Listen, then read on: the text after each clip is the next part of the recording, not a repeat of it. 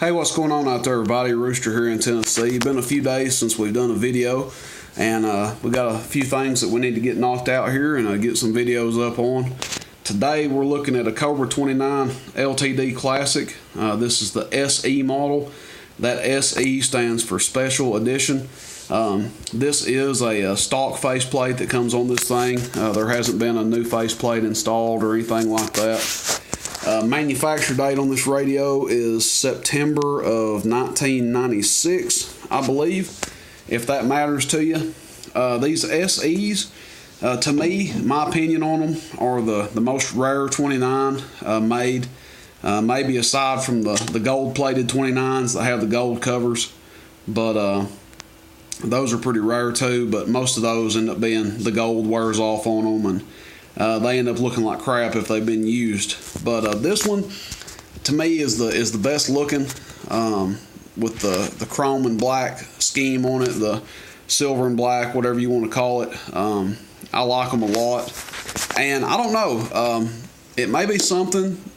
There may be something to it. I don't know if the quality control was higher on these when they came out, or if it was just a good run that year. But seems like these SEs outperform other 29s a little bit.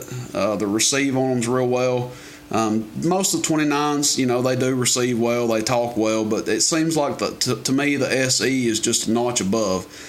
Could be in my head, could be that all of them I've had have been real good ones, or there could be something to that, but you know, take that for what you will.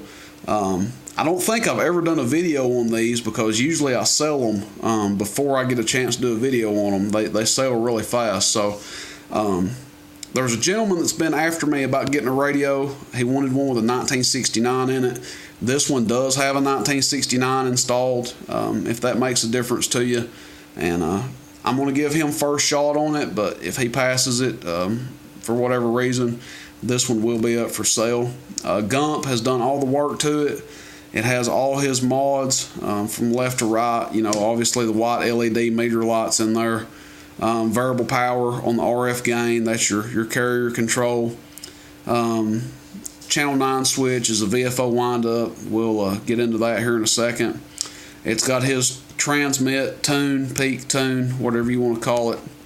And the receive has been improved. On the receive, he widens out the receive to receive the hi-fi radios better. He also quietens it down while improving it, so you'll get stronger signals in it, but it won't be pulling in all that noise.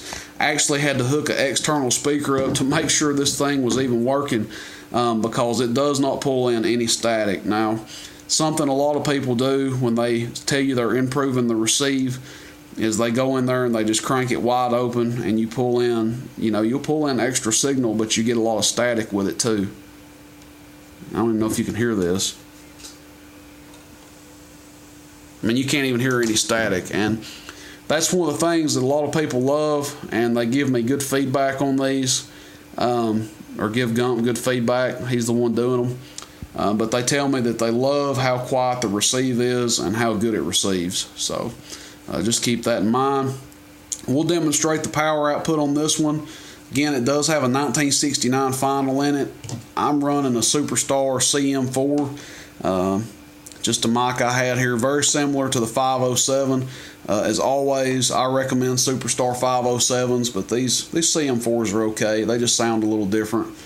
But we've got our ugly Grant over here to listen to the VFO windup. So we'll key that up.